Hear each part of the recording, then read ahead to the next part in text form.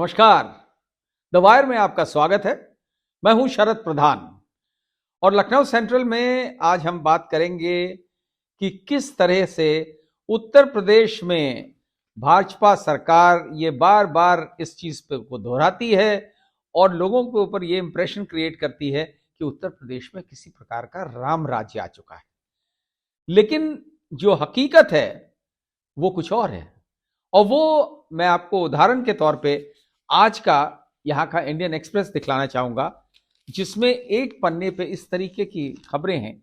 आप देख सकते हैं ये जो कह रहा है, इसमें एक खबर ये है कि एक दलित महिला, उसका मोलेस्टेशन हुआ और उसके बाद उसको जब उसने उन लोगों को नहीं अपने आप को बचाने का प्रयास किया तो उसको गरम गरम तेल में डाल दिया गया। ये है खबर बागपत की, पश्चिम उत्तर प्रदेश के। उसके बाद आप देखिए ये बदायूं की खबर है कि अस्पताल से एक महिला को भर्ती नहीं किया सरकारी अस्पताल में, उसने बाहरी बच्चे को जन्म दे दिया फाटक पे उसके, और बच्चा मर गया। उसके अलावा आप देखिए एक और खबर है कि 5 साल की एक लड़की के साथ रेप होता है। यह है खबर कौशाम्बी की। और इसी अखबार में खबर है कि एक नाबालिग बच्चे को जो है पकड़ा गया है। उसने जो है 6 साल के बच्चे के साथ ना गलत काम करने की कोशिश करी, लड़के ने दूसरे लड़के के साथ। वो भी यहां खबर है। और इससे बड़ी खबर है इसी अखबार के फ्रंट पेज पे जो काफी चर्चा में है, और वो है कि बीएचयू की एक लड़की के साथ गैंग रेप हुआ था। ये आप देख सकते हैं, बीएचयू की एक लड़की के साथ गैंग रेप हुआ था 2 महीने पहले।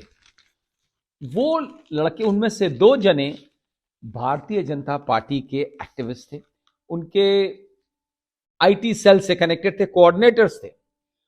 इस वजह से 2 महीने लगे उनको अरेस्ट करने में। और सरकार बड़े डंके की चोट पे कह रही कि देखिए हम नो टॉलरेंस में बिलीव करते हैं, और महिला सुरक्षा के मामले में तो हम इतना छोड़ते नहीं। देखिए बीजेपी के होते हुए मान रहे हैं कि क्योंकि कोई तरीका नहीं छुपाने का, फिर भी हमने उनको गिरफ्तार किया। 2 महीने लगते हैं ये गैंग रेप के केस, वो भी तब जब बनारस हिंदू यूनिवर्सिटी के स्टूडेंट्स यूनियन ने बड़ा भारी प्रोटेस्ट किया और मुस्तकिल प्रोटेस्ट जारी रहे वहां पे, जिसके बाद ये अरेस्ट हो पाया है।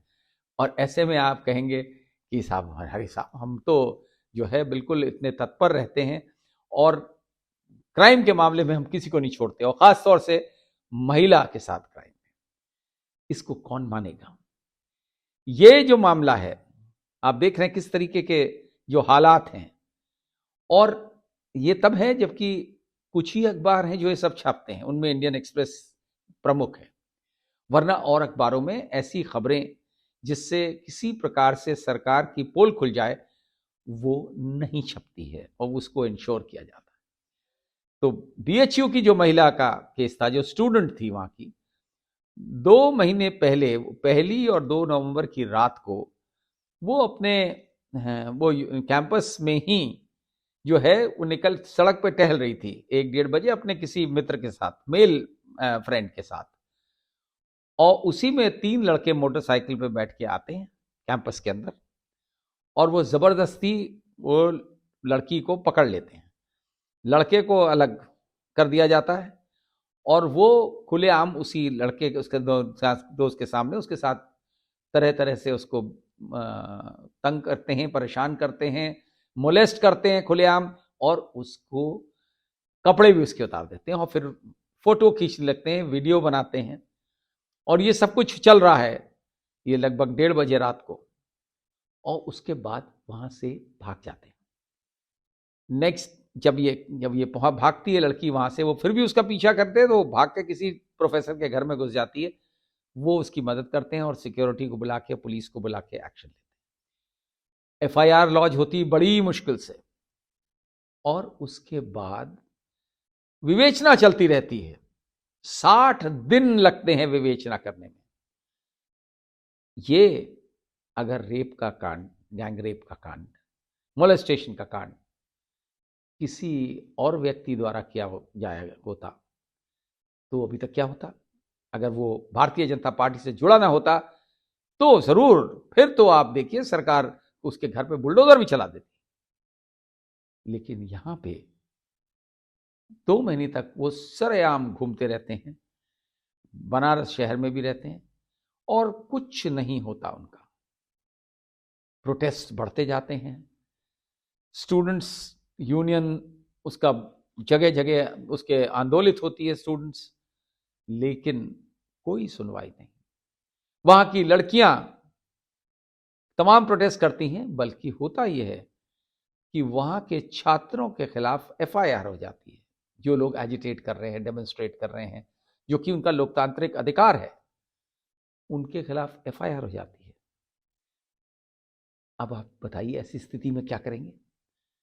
आपको प्रोटेस्ट करना भी मना है, आपके साथ जुल्म हो, आप खामोश बैठे रहिए। और सरकार के स्टैटिस्टिक्स बताएंगे कि साहब कुछ होता ही नहीं, महिला तो बहुत ही सुरक्षित है। कुछ ऐसी ही figure national crime records bureau द्वारा भी बताई गई, जो 2021 की रिपोर्ट थी एनसीआरबी की, उसके मुताबिक यहां पे हर 7 घंटे पे एक बलात्कार हो जाता है। अखिलेश यादव के ज़माने में 6 घंटे पे होता था और उसके बाद 2021 में की जो रिपोर्ट के हिसाब से 7वें घंटे पे होता है। इतना ही फर्क है।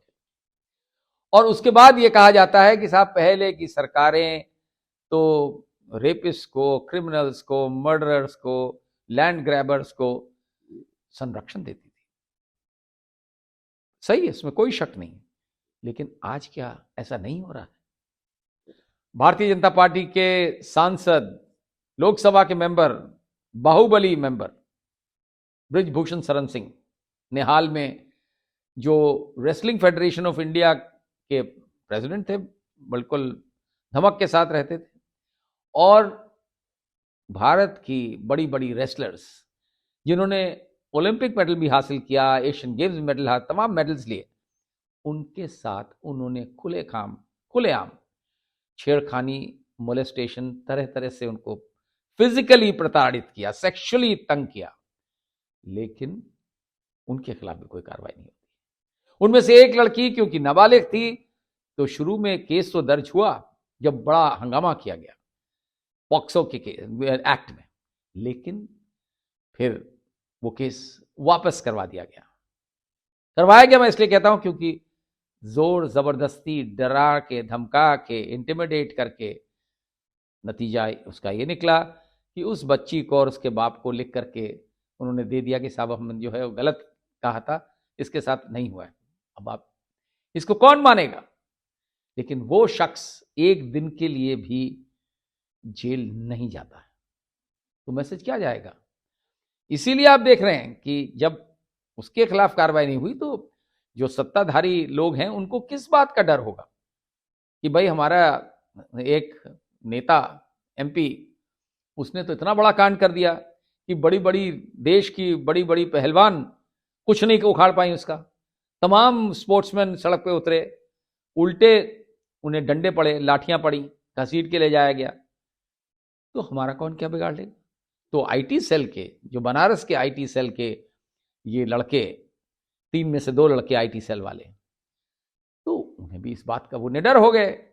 उन्होंने कहा ठीक है, जिस सड़क चलते किसी लड़की को के साथ कुछ भी कर लो, हमारा अधिकार है, हमारा कौन क्या बिगाड़ लेगा।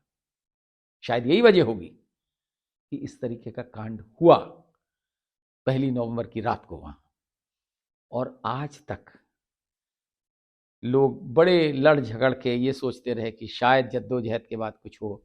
तो हाँ, गिरफ्तारी तो हुई है, अब आगे देखें क्या होता है। और अगर वो ज़्यादा मजबूत होंगे तो ये भी मुमकिन है कि वहाँ पे भी जिस तरीके से बृजभूषण शरण सिंह के खिलाफ केस वापस ले लिया गया, तो ताज्जुब मत करिए कि वो भी हो जाए। डिपेंड करेगा कि ये कितने मजबूत लोग हैं, और ये भी ज़रूरी है कि किस जाति को बिलोंग करते हैं। ये बड़ा इंपॉर्टेंट है। जाति और धर्म के आधार पे तमाम ऐसे केसेस देखने में आते हैं कि क्राइम करने के बाद उनके साथ कैसा सलूक होगा, कौन सी दफ़ाएं लगाई जाएंगी, केस चलेगा या नहीं चलेगा, कितना लंबा चलेगा। वो उस पर डिपेंड करता है। यही दुर्भाग्य है। फिर भी सरकार द्वारा ये कहा जाता है कि हमारे यहाँ तो बिल्कुल राम राज है, क्राइम के बारे में नो टॉलरेंस है, और खास तौर से अगर क्राइम महिला के साथ हुआ है तो हम बिल्कुल बर्दाश्त नहीं करते।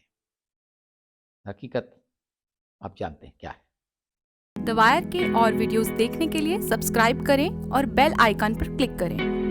स्वतंत्र पत्रकारिता की आर्थिक मदद करने के लिए डिस्क्रिप्शन में दिए गए लिंक पर जाएं और अपनी राशि चुनें।